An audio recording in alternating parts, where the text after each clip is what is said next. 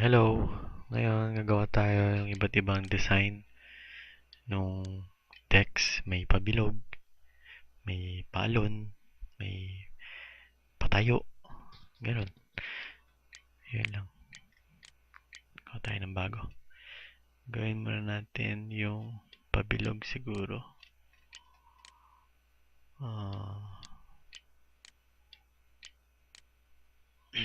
Pabilog dito sa ellipse tool. Sa ellipse tool, kailangan dito sa gitna yung option niya. So, ilayan natin pababa para maging bilog. Position natin kung saan natin gusto. Tapos, yung text, lagay natin dun sa, ayan.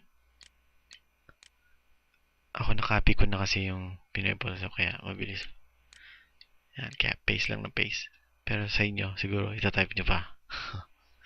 Ayan. Kung okay na, ito.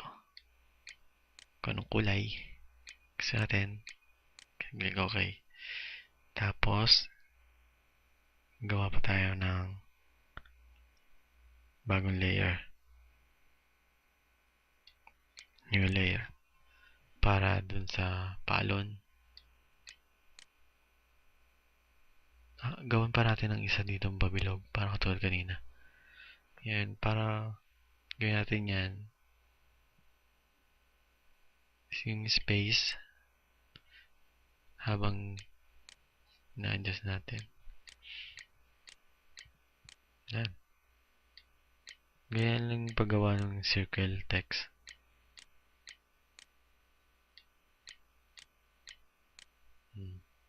Ang bilis mag-type, no? Kasi paste lang ng paste. Yung kulay, ganyan, kulay. So, gawa tayo ng ano naman kaya? Nadok na ako dahil alauna na dito. Kung ano naman pang ginagawa ko. Yan, gawa tayo ng layer. Bagong layer.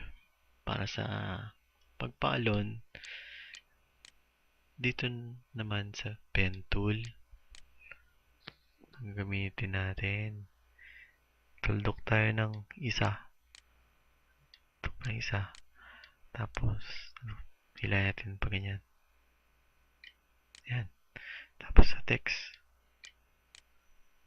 Yan. Kagaya ko, paste lang ng paste. Paste lang ng paste. Yan. Para mabilis i-copy nyo, tapos i-paste nyo. Yun ang gawaing tamad. Tamad mag-type. Kulay. Ayan. Para hindi na kayo tatamad na kayo, yung sa move tool, press nyo yung alt key, hilahin na lang natin. Pataas. Ayan. Pareho lang siya, di ba? Pero pwede natin ibahin naman yung color niya para may iba naman. Yan. Ulitin ko sa alt key, tapos hilahin natin. Pababa naman.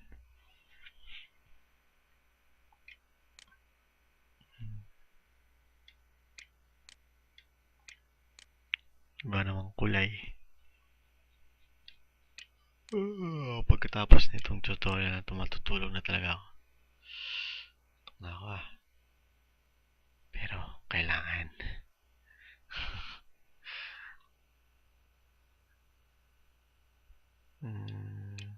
Make a new layer.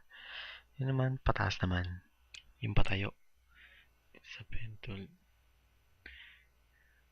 Simula sa taas, pababa, tapos dito sa, yan, yung palon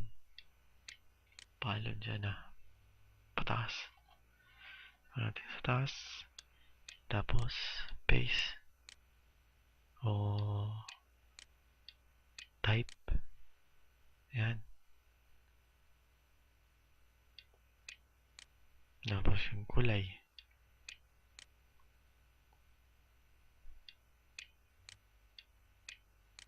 yan, okay.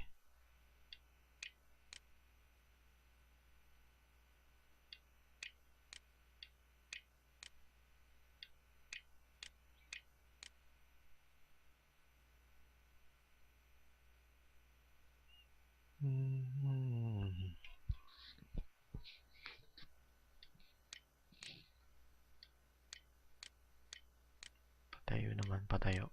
Hindi yung palon. Yan, ganyan ang patayo.